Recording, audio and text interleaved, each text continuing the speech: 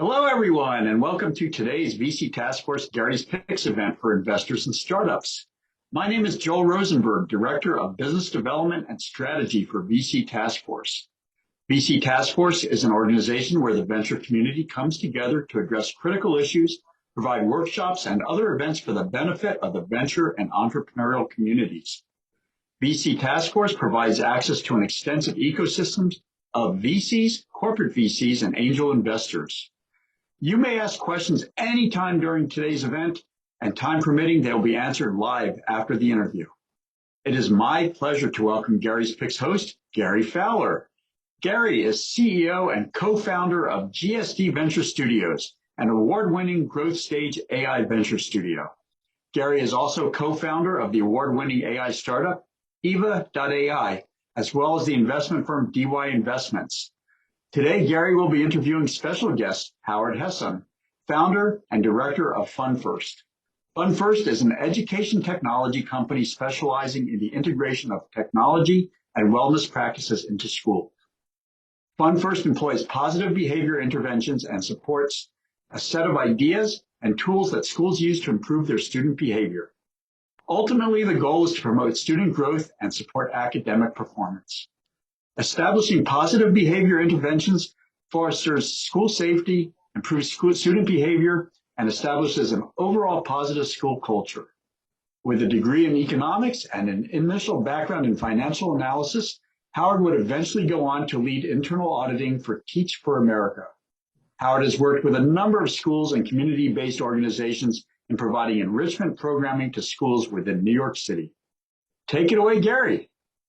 Thanks, Joe. Thanks, June. And thanks to the entire VC Task Force team. My name is Gary Fowler. I'm a serial entrepreneur investor.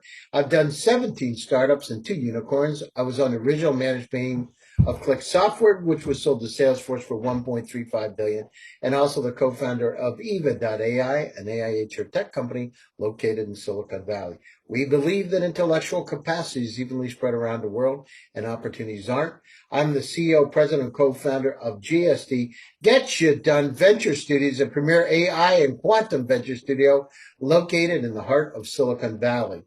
So it's with great pleasure that I have Howard on the show today. And Howard, I got a question for you.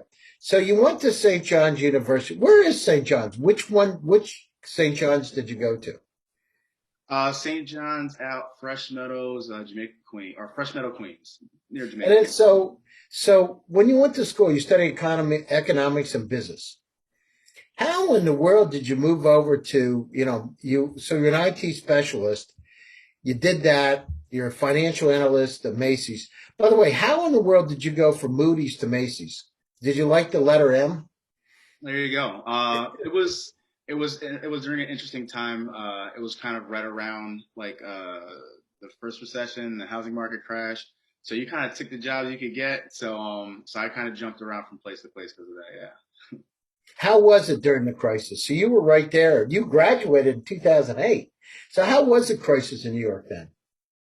It was insane. I used to work as while I was, when I first got out of school and couldn't find anything, I used to work as a suit salesman in Times Square. And I worked for this really la-di-da suit store where people would come in, we do their measurements, the whole 9 yards. And it was right below, I believe, one of the Bear Stearns buildings. And it's just like this. People were coming in there buying suits, and the next day nobody worked there anymore. Seriously? Yeah, it was insane. And people it hit people fast. A lot of people did. You can tell they didn't know that was going to happen. Not for the amount of suits and clothing that, you definitely wouldn't have did. Now, how much would they come in and spend? How much would a suit run? Let's say somebody comes down and, they want to get all dressed up. How much would what would there be their budget for a suit? Oh man, at least somewhere around $1,800 to $2,500 for a suit. You sell them on a shirt, cufflinks, all types of stuff. So. Now, did you get any additional commission when you upgraded them on the cufflinks and the shirt? I did not, unfortunately. We just got a really good discount on bent merchandise. So yeah. Bent? Yeah, things that came back that people didn't want. So we were able to get it for pretty cheap. Wow, that's amazing. Well, $1,800 to $2,500 for a suit. That ain't cheap. That's for sure. For sure. Wow. And so they came in. So you saw it happen one day. That must have been amazing and could you tell, were the people acting different? Did you see the people at all, or did they just don't, they didn't come in? Just people went from again, like you get the same crowd. I mean, some people were like, serial buyers. People would just come down and buy just to buy, and like, yeah, it was like about a week to 2 week span where it was just like people were just walking stuff out of the building. And it was funny in the beginning. Everything that was coming out seemed to be very personal. Towards the end, people walking out with pictures and things like that clearly that no one wanted anymore, and you're leaving anyway. So Yeah. they would take paintings off the wall at the end, huh? Yeah. Seriously. Yeah. Well, did they take desks and chairs and all that too? I didn't see all that. I wouldn't be surprised though. I think that like, yeah, it wasn't a gradual thing. It was just like one day you're working, and the next day everything is just falling apart. So I think people just kind of went back to instinct. Wow, that's amazing. Wow, that's amazing. And these are people that make a lot of money, making 500,000, 1 million, two, three, right? Living Yeah. in New York City and a good life downtown in Manhattan, hanging around going to the shows and everything else. That's amazing.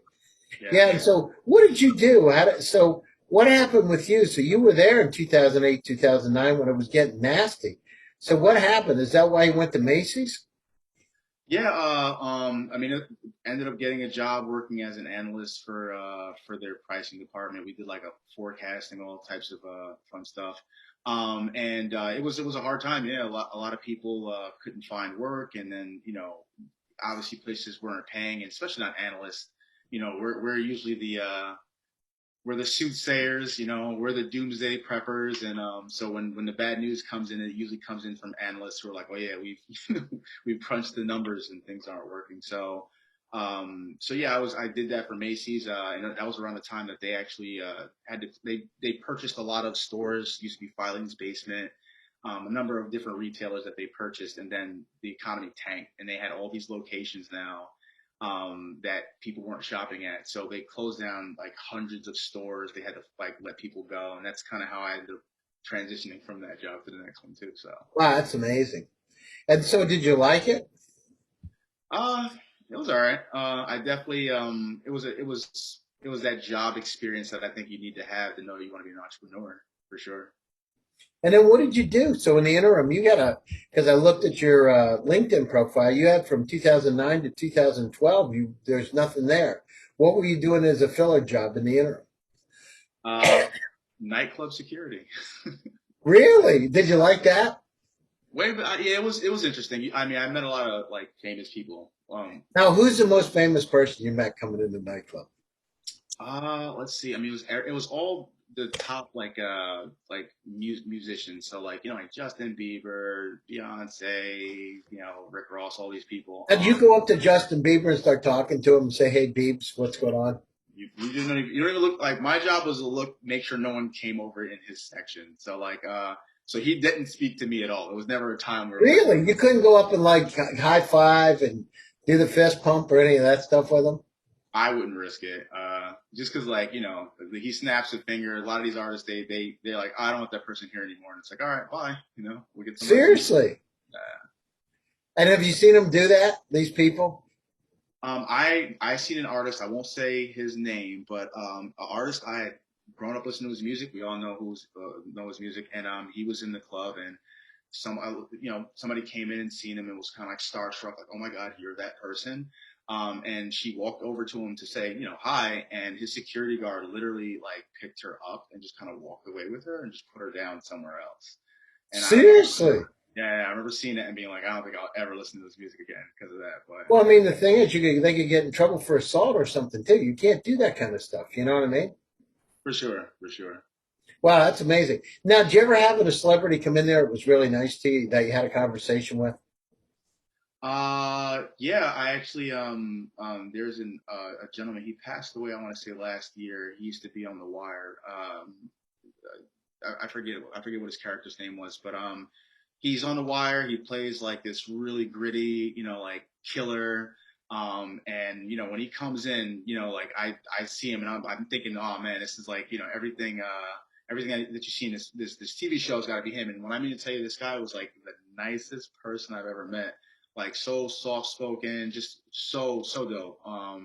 Really? That's amazing. So it was different. But you were spooked there, right? When he came in, you were thinking, man, this guy's, I had that with Arnold Schwarzenegger. I met him at a party one time. And by the way, he's not as big as he looks. I mean, he's definitely not the height. You probably seen him too. But I saw him, and I'd watched the Terminator movies and Predator, and when he played that agent, and he said, "Remember, I'm not going to kill you." I lied, and so I said to my buddy, "Let's go over and talk to him." We were at this dinner party together, so we walk over there, and I said to him. So I talked to him and I got him to say, remember I said I was going to kill you. I lied. And it was so, I said, I'm sure people have asked you to say these kind of things, many, many, many times. Yes, they have. But actually, it was really nice. To be honest with you, it was really nice. Normal, like nice. For sure. I think it's just all where you catch them. Some people are having better days than others. And, I think maybe you might have been the first person that day to ask him that. But the third person that day probably got a whole different Arnold Schwarzenegger. Well, I mean, the thing is, it's kind of funny. Yesterday I was at an event down in Florida. I think I mentioned it. And somebody came up and they were really nice people, really nice. But they said they've seen my shows and things. And they were like, they know me, you know what I mean? Because they were watching them and they know different things I was saying. I didn't even know it. And it was like really weird actually to have somebody know what know about you, but you've never met them. And was like, really, it was kind of uncanny, kind of cool uncanny though. I liked it actually. It's like, I suppose in the beginning, everybody does, right? Yeah, that's true. So tell me, so you went over to teach for America. What made you decide to do that? You went from, I've never seen anybody. So you went from IT to financial and then to data analyst. So what did you do? You were there 4 years, right?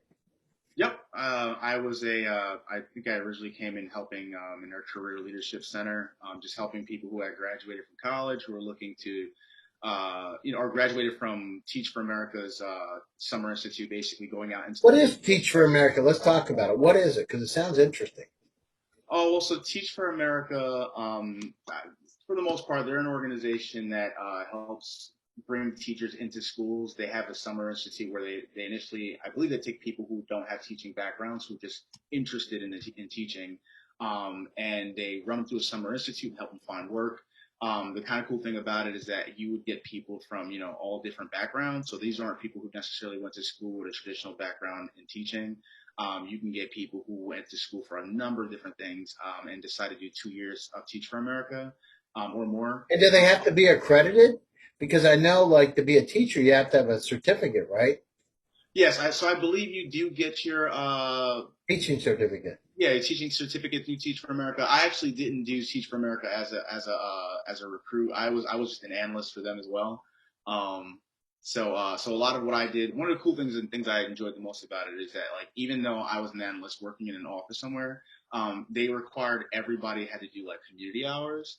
So like I had to also go to a school at some point and do activities with kids. So And how was that?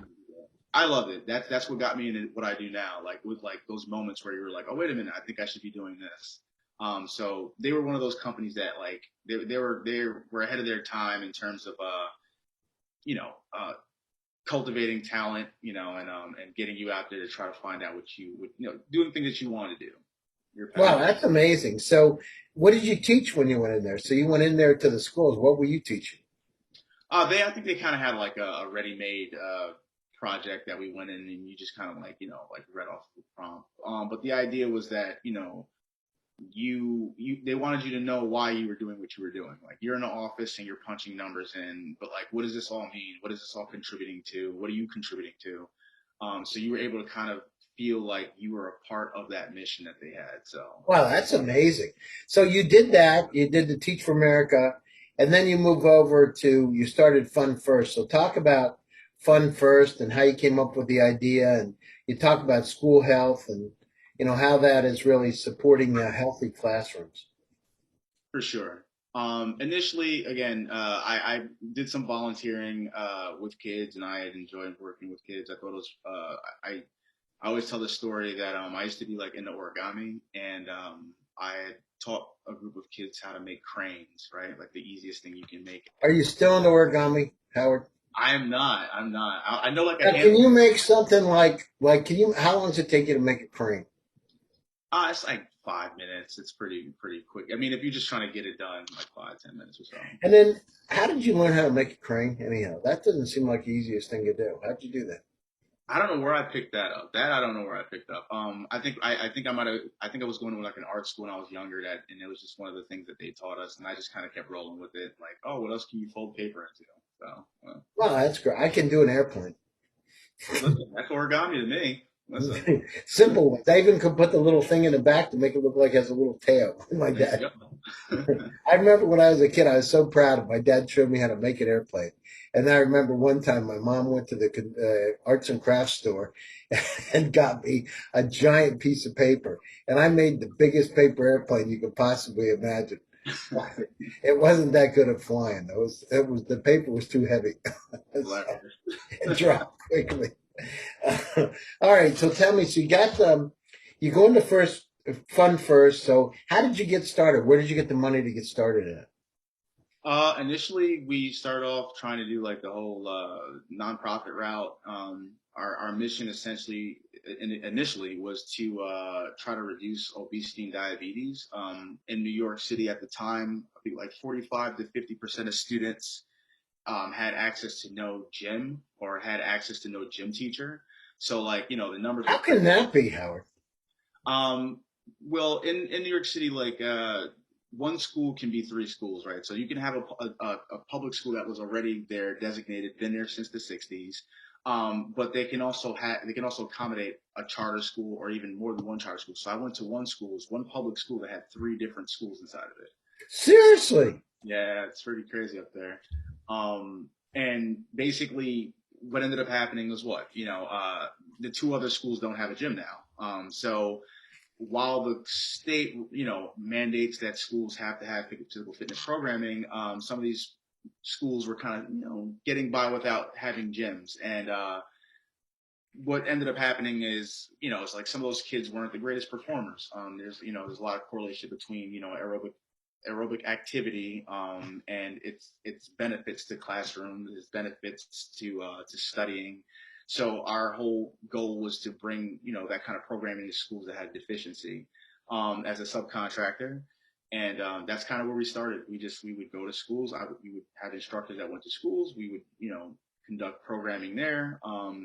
We started noticing that teachers would say that the days that they would have programming, fitness programming specifically, getting kids playing for about 60 minutes, those days that they would have those activities and then they were going to testing, a lot of these kids started to, score higher on tests, right? So this, Really? Wow. and this isn't So something what that did they?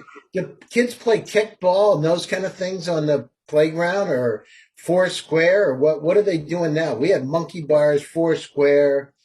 We had these little round thing that was like a merry-go-round that you would get on, and I don't know if you've ever seen them. You run and you jump on this metal thing and it goes around in circles.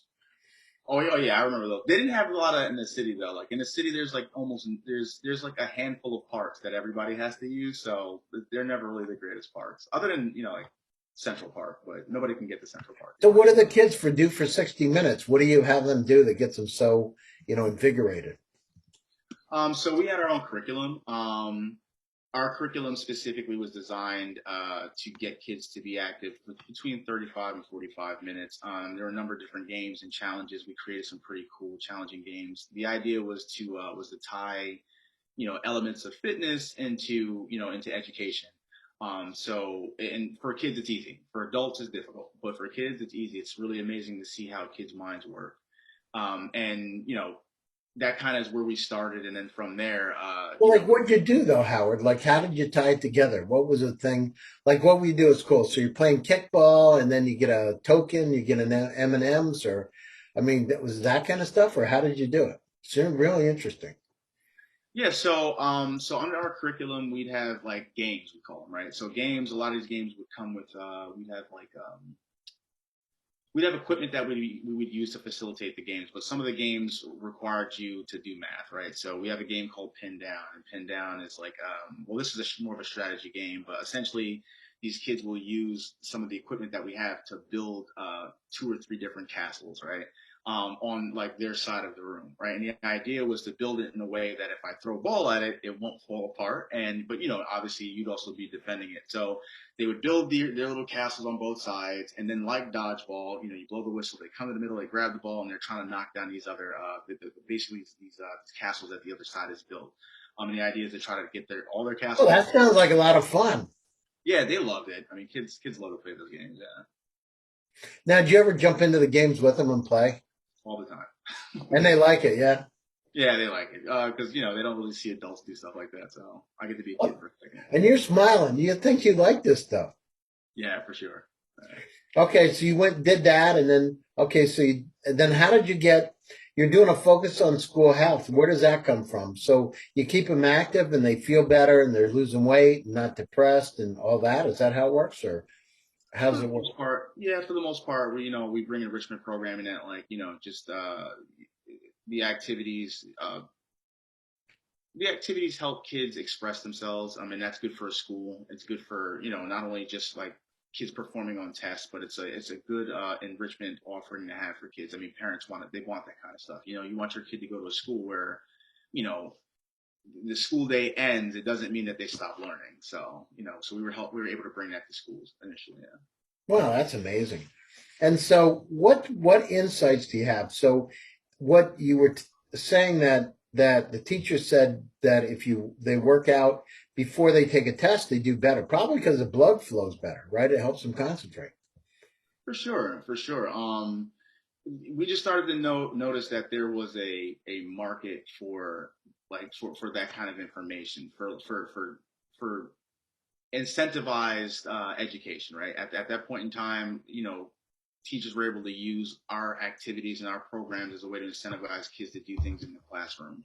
And when we started to see that, we thought there could have been, we just imagined how we could incorporate technology into what we were doing. That's kind of like what brought us into becoming more of a technology company. Like, we still do programming in schools, but a lot of what we do now is more on the technology side, just so we can reach more schools. So what kind of revenue do you have right now? Oh, we are a startup. The revenue we have from the school programming is, it's nominal. Like, it's nothing, to write your parents about. But in terms of our new software, there's been a lot of interest in it, and we are a startup. So we just got through beta testing it. Schools had everybody seemed to like it. We have I think we're somewhere near like 85 to 90% of users, student users, log in almost every single day now. Well, that's great. Yeah, it's amazing to see this. How many users do you have, Howard? Right now, I want to say we gotta have a couple thousand, because we just exited beta, so we limited it to a certain amount of schools so that we can kind of like capture their feedback and then fix that, any issues that they had with it, so that when we launch this fall, the schools that'll be using it going forward will be using a better product. So what are you going to do now? So you create dynamic software solutions that support healthy classrooms. So if you could have your wish, your one candle wish, what would you wish you could do with your company now? Raising money, customers, what do you need right now? What's first, what's second, what's third? That's always a good question, because I fight every day to try to figure out, what's second, what's first, what's third, and maybe sometimes in that order. I think that right now we're in a place where we need to be, which is fine tuning, and getting that MVP. If that MVP was done tomorrow, before I would rush to grab capital, I would want to grab interest. I would want more feedback from more student users. And then from there, I would hope to be able to get some capital behind us to bring on the team that could really knock this out the park. I mean, we've got some great people on our team now, but most of us are working out of love. I'd love to be able to support them, support their families, and hire some people and knock it out the park. Yeah. So what about, if you look at it, it seems like you're pretty grounded. So you've been at this thing from 2016. how do people, for advice for startups, I mean, how do you make money when you're building a startup like yours? Do you consulting work, or how do you do it? How do you keep things moving forward and staying positive? Because it sounds like you really are, but how do you sustain that? That would be interesting for the audience. For sure. I'm going to quote the Joker, of all people. Heath Ledger's Joker is a scene where they ask him why did he just kill Batman? And he says, if you're good at something, never do it for free. So I would say the same exact thing. I would say that like we all are gifted skills, right? Some of us might have less than others, but we all gifted the ability to refine and get better at and learn. Find the skills that you're good at, and then and find ways to be lucrative because of it. And again, if you're wondering what those skills might be, sometimes they're the skills you learned from your jobs. So if you're working at a job right now, you can look at it as a dead end, or you can look at it as an opportunity to learn. I learned from my jobs. I was able to be a part of some pretty big companies and around people who understood how to make a plan and how to deviate from that plan, pivot. And I used that to make money. Some of which was working in nightclub security. Some of it was I did fitness training because obviously I work with kids, so I started training. Wow, that's amazing. Yeah, So you're like a jack of all trades. Now, when you were in the nightclub thing, you seem like an easygoing guy. Do you ever have to grab anybody and escort them out? sometimes it would more times than few, but yeah, I learned with that the first thing you do is try to talk to people because a lot of times they're no different than you, and a lot of the issues that you're having are just they're amplified by certain elements. So usually you talk to somebody first, and I'd say 8 to 9 out of 10 times you can talk somebody down, and then yeah, there's always that 1 out of 10 times where You have to go in. yeah. Who punches first so that you don't lose your job? What happens? I can't. I can only give advice that I've been given and I've used, but usually, it's like one of the 48 laws. When you know that talking no longer works, just be the first person. Don't wait. Once you know talking doesn't work, just And you can tell when they're moving around quickly that something's going to happen, can't you? They're jumping around a little bit. You get the vibe. Wow. Well, that's great. I mean, you surely have had a diverse background from being a security guard. You're working with kids and playing games with them, dodgeball, and those kind of things. Now, that's kind of interesting, man. That is a wide background. So I want to say, Howard, I want to say thank you so much for joining my show today, Gary's Picks. It's great having you on board. And I want to thank the entire VC Task Force team, Joel, June, and the entire team for making it possible. It's great to be here. Stay tuned. We'll have another edition of Gary's Picks in another 2 weeks. Howard, what's the best way for people to get a hold of you? So LinkedIn, email, what's the best way? anything that works. Contact us at fun1st.org if you're interested in learning more about our softwares. Me personally, I'm Howard Hesson up on LinkedIn, so you can find me there. And if you happen to go to Instagram, I'm at Harlem Worldwide, originally from Harlem, but now worldwide. So any one of those three will do. You'll always get to me through one of them. All right, sounds great. Thanks a lot. Joel? Thank you both again for an excellent interview. This is Howard, very timely. I know so many people who work in the education field, and ed tech is where it's at, and helping kids, anything to help kids do better in school, in life. That's what it's all about. Really appreciate that. So thank you again. Thanks everybody else. We thank you for attending. We look forward to seeing you back actually it's going to be 3 weeks for the next Gary's Picks event.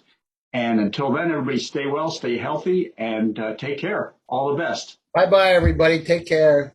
Bye. Take care.